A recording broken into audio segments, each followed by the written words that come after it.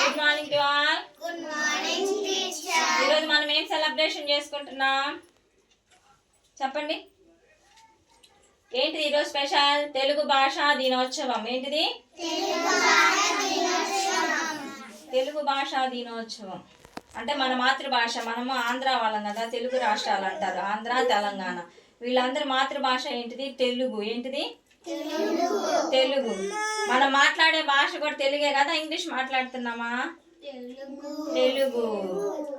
ఇప్పుడు నేను కొన్ని క్వశ్చన్స్ నేర్పించాను కదా, చెప్తారా? అడుగుతాను. ఎవరి పుట్టినరోజుని తెలుగు భాషా దినోత్సవంగా జరుపుకుంటాం మనం? చెప్పండి. ఎవరి పుట్టినరోజుని? గిడుగు ఎవరి పుట్టినరోజుని జరుపుకుంటాం? గిడుగు వెంకటరామమూర్తి పుట్టినరోజుని తెలుగు భాషా దినోత్సవంగా జరుపుకుంటాం అన్నమాట. ఆయనకి మన తెలుగు భాష, ఆయన తెలుగు భాషలో చాలా నావెల్స్ రాశాడు, రచనలు రాశాడు.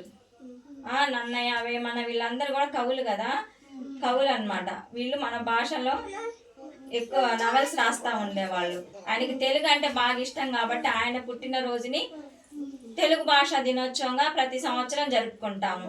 మరి ఆయన ఎప్పుడు పుట్టాడు? గిడుగు రామమూర్తి ఎప్పుడు పుట్టాడు? గిడుగు వెంకటరామమూర్తి ఎప్పుడు పుట్టాడమ్మా? ఎప్పుడు పుట్టాడు? 1863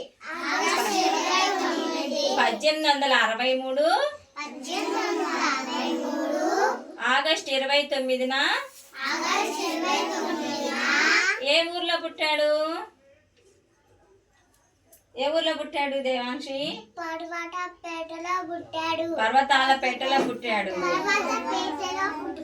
ఆయన ఆగస్టు 29 పుట్టాడు కదా. మరి క్వశ్చన్ అడుగుతా ఇప్పుడు. తెలుగు భాషా దినోత్సవాన్ని ఎప్పుడు జరుపుకుంటాం?